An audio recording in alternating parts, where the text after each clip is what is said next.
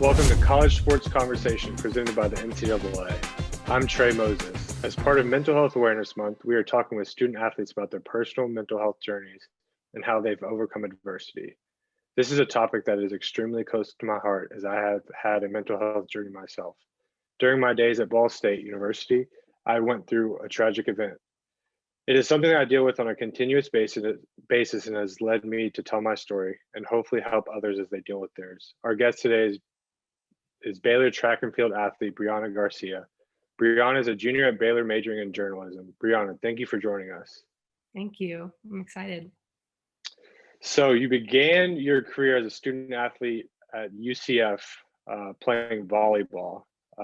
Now you're competing for Baylor's indoor and outdoor track and field teams. How did that happen?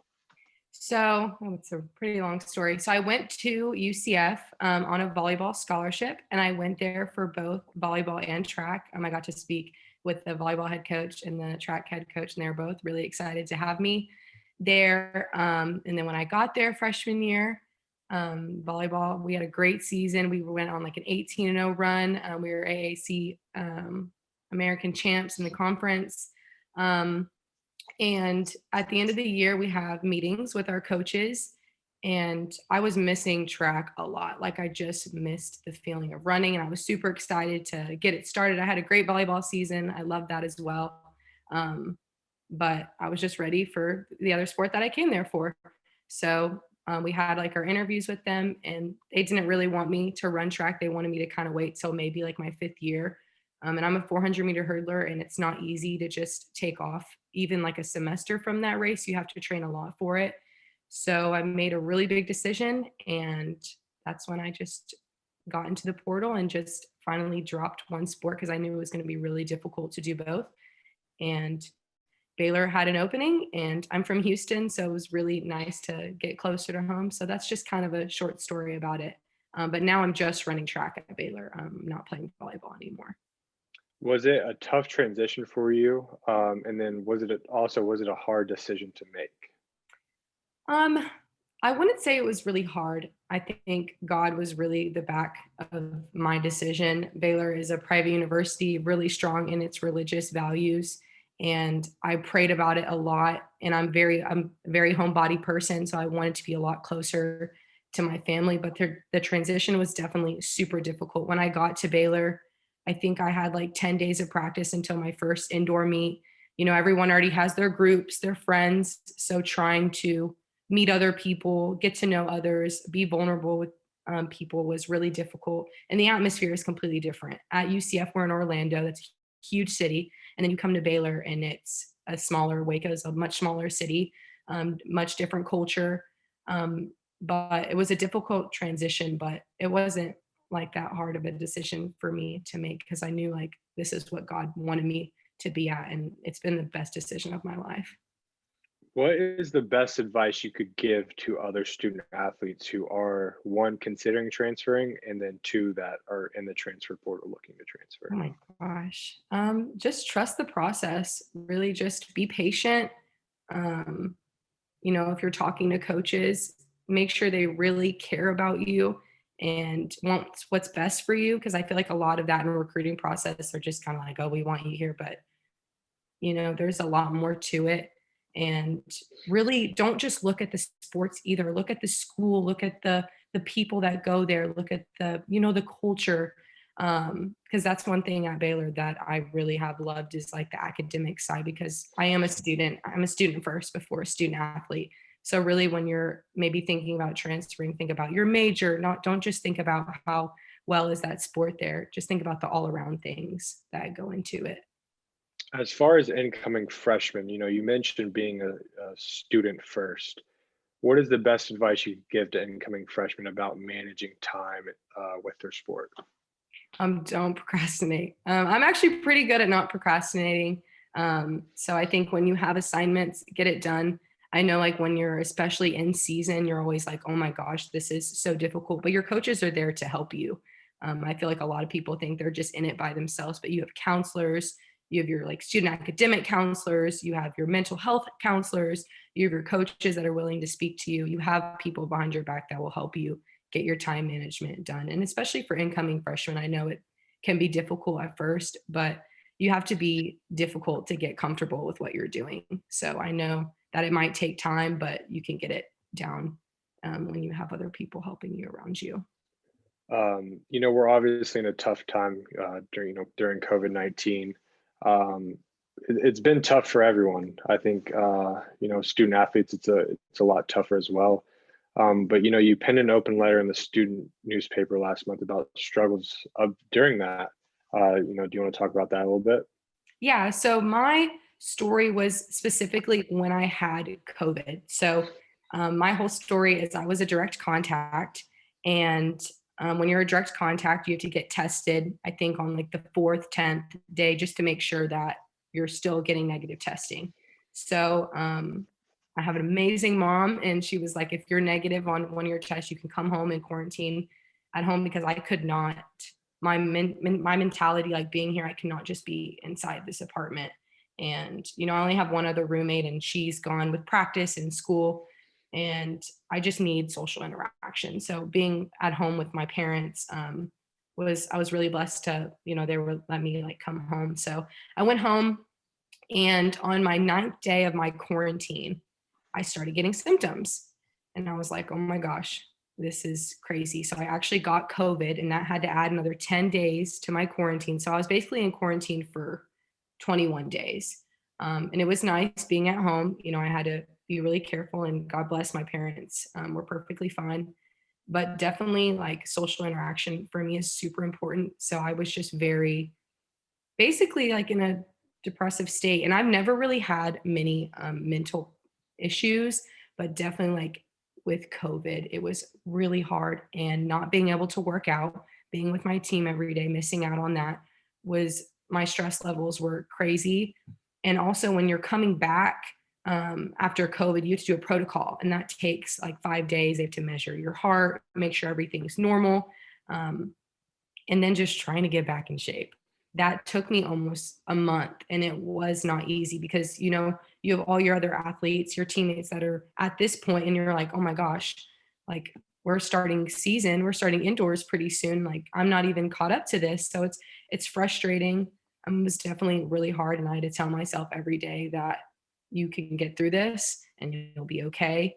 Um, and it wasn't fun because I did have symptoms, but I knew that having like my parents and other people to talk to about it, that I was going to get through it. But it wasn't easy. And it was really cool to write about my story about it because I don't think people realize how difficult it is being a student athlete during COVID. And even like when we were in quarantine, losing our sport and all that, but actually having the virus and being in isolation was a really difficult time for me.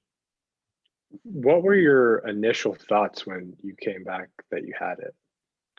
Um, well, I was pretty freaked out because I couldn't smell or taste. So I was like, oh my gosh, this is crazy. And the other thing is every day I would go like on a walk outside because I just needed to be outside. And I would be so out of breath. Like I felt like I just ran a marathon, and I'm 21 years old. I thought about other people that actually have health conditions and that are older, and that I started to realize how serious this virus really was. Cause at first I was just kind of like, not blew it off, but I didn't think it was that serious, and it had that much toll on my body. And I'm a healthy person. That really surprised me. And that's how I felt for those couple of weeks. You mentioned, COVID really affecting your season. What was it like for your season to kind of get canceled?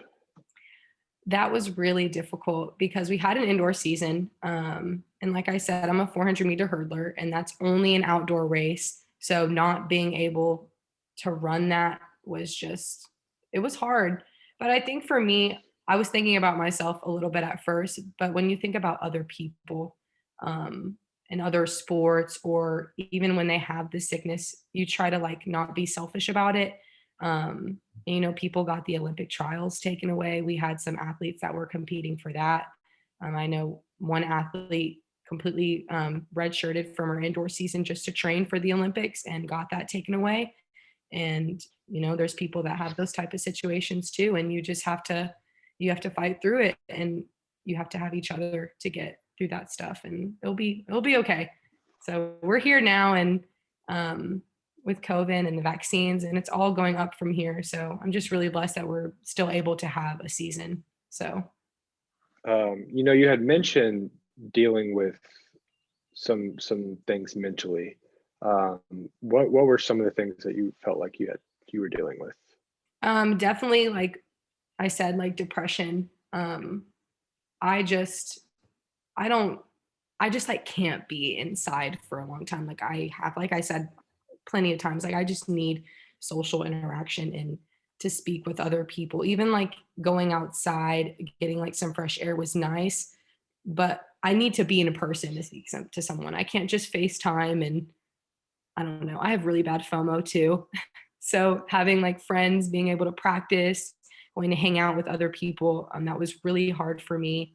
I just wanted to go and like see people. I knew it wasn't the right thing to do. But yeah, and definitely with the anxiety thing of not being able to work out, maybe losing, not staying in shape. I love to work out all the time, and I want to be the best that I can be. And I had like so much stress thinking like, oh my gosh, what if I can't run this time? What if I'm not ready for indoor when it comes up? So just those two things were the main mental things that I was going through. But I was able to overcome them once I started to get back into the groove of getting into shape. What really got you through the process of dealing with depression, anxiety while you were at home? Definitely like speaking to my parents. My parents are really motivating people. And one other thing, this is really random, but I my parents always talk to me of what I want to do after college. And we were talking about this just to kind of get my mind off of my sport. So I want to be a sports broadcaster, journalism in that realm. And I was a communications major. And a lot of classes I was taking at Baylor weren't helping with what I wanted to do. So I was looking up different majors at Baylor, and I'm already a junior. So I was like, if I change it, I got to make sure I graduate on time. So I called a man that was like a head of the student media at Baylor, and he encouraged me to change my major, and I did. And that really, like talking with my parents about that and switching my major, really helped my like brain like stay on track to a positive thing. Because yes, I was in quarantine and that was a really negative thing, but I got something positive out of that. And I think when not just student athletes, but anybody, like when you're in a certain part in your life, like you can find good things out of it and make something big. Um, I think everything does happen for a reason. And me changing my major to something that I really care about and that I can get out of college when I graduate really helped me. Just being in quarantine, I don't think I would have noticed that if I never got COVID, honestly. So having my parents there as my like support system really helped. I love that. I think it's something that a lot of people don't realize is as bad as COVID has been. I think there's a lot of positive that people have been able to take out. For instance, for me, like my season got canceled and I was in Australia, had to fly home, but it was the longest I had been home in 5 years. So I was home for 4.5, 5 months, and it was like the longest time I had gotten to be around my family. And it was obviously tough, but it was a blessing being able to do that. Yeah, no, it is because you don't realize how much, you can spend time with them. You can get to know your family even more, which I Yeah. love. No, it's super cool. You mentioned, your relationship with the Lord. I have a relationship with the Lord as well, but how important is that to you? So I think before I came to Baylor, it wasn't very strong. I would just kind of go to church on Sundays. But there's a lot of resources at Baylor. On our track team, we have a small group that gets together every Thursday just to, talk about the word, worship a little bit. So I've definitely had people at Baylor help me grow in my life with Christ. And it means a lot to me. He's always going to be there with you through all your obstacles. And being a track athlete is a lot of mental, I mean, even just being a student athlete, of course, but just knowing that I have him behind my back through whatever I'm going through is the most humbling thing.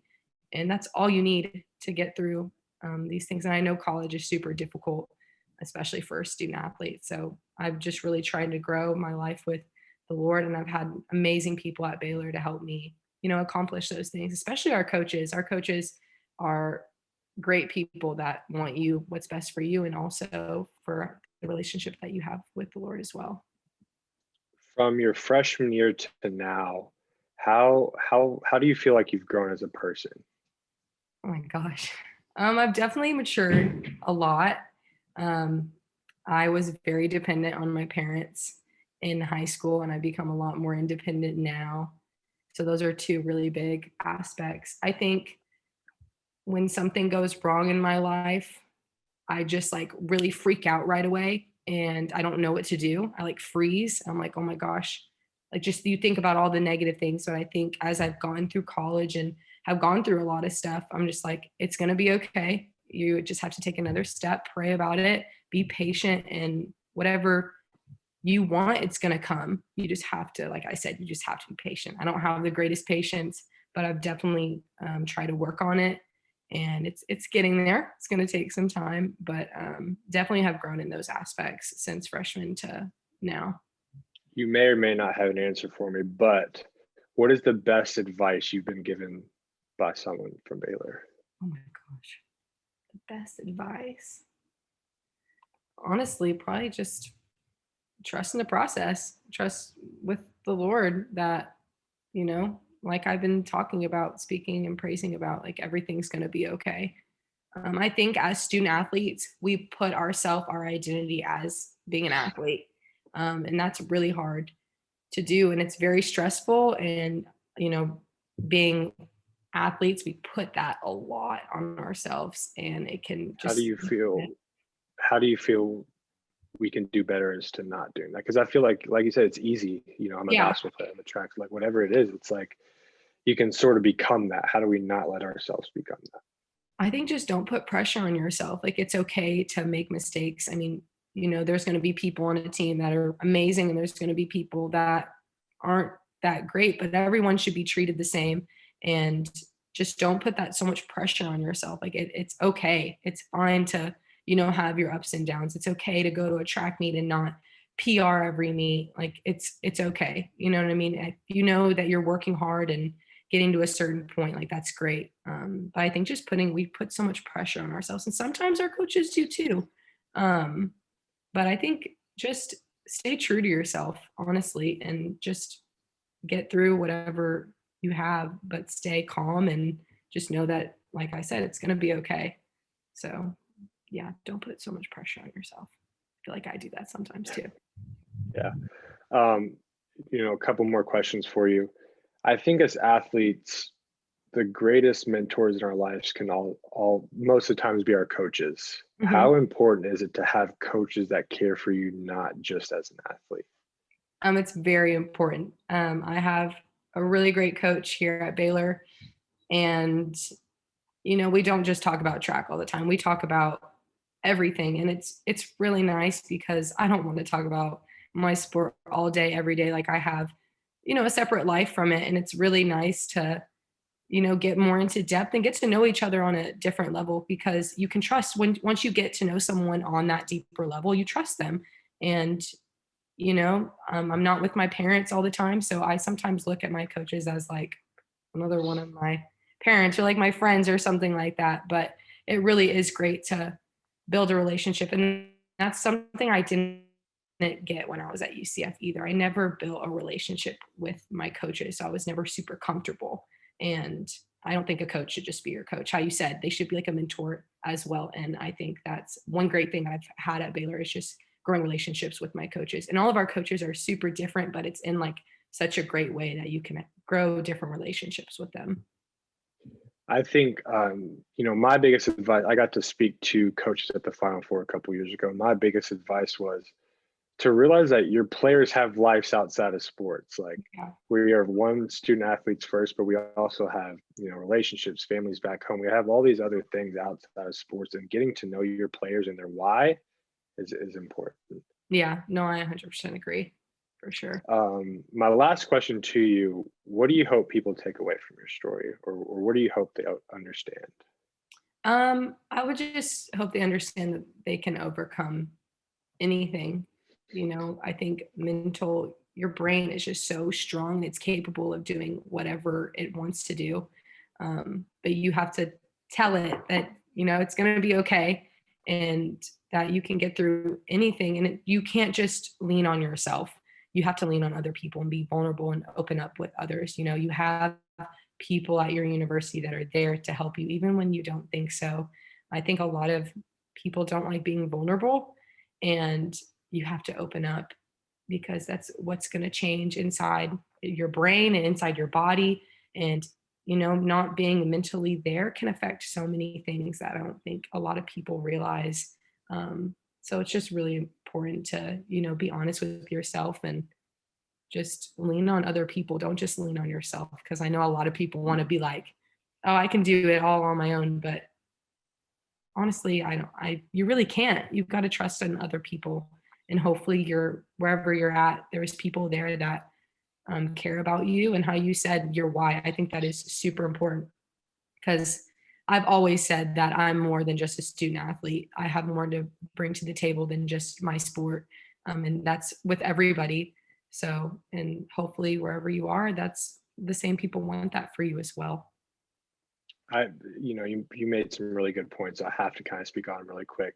Vulnerability. How more like when was that moment for you? You realized how important vulnerability was. I've always been really vulnerable. I've never been really afraid of expressing my feelings.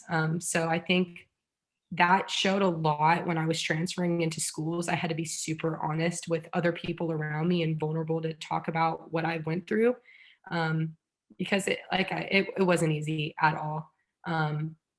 So I think with me being vulnerable, I was able to get a lot of things across and not just hold things inside and just let it out one day. So that's when I really realized that I was being vulnerable. But I've been vulnerable my whole life. I've had, amazing parents that said it's okay to have feelings and, get upset about certain things. So I just always have opened up and expressed how I felt with certain situations in my life. To those who have trouble being honest with themselves about their feelings, what is the best advice you could give to them about that? Um, I would say, if you have problems with it, it's not going to come easy. You can't just like wake up one day and be like, okay, it's time to be vulnerable with myself. And it's going to take some time and it's going to take practice. But I think for you to be vulnerable, try to get vulnerable with yourself. You have to be vulnerable with others. So just really practice things like that. Like don't hold things in. If you have something you want to say, just say it. It's not gonna, hopefully it doesn't hurt anything, but just be honest, honestly. And, I think that's another thing when you have relationships with people, if you want other people to love you, you have to love yourself. And I think that's the same thing about being vulnerable. If you want to be vulnerable with yourself, or if you want to be vulnerable with others, like you have to do it with yourself as well. Sorry, I just switched that up. But yeah, I think my best advice would just be vulnerable with others and take time. And it's going to take some practice to, get to that spot where you're vulnerable with yourself. But it's definitely doable and it can be accomplished. Brianna, thanks for joining us today and sharing your story. We appreciate you taking the time out and just your openness and willingness to come on during this discussion. Yes, thank you so much. I appreciate it.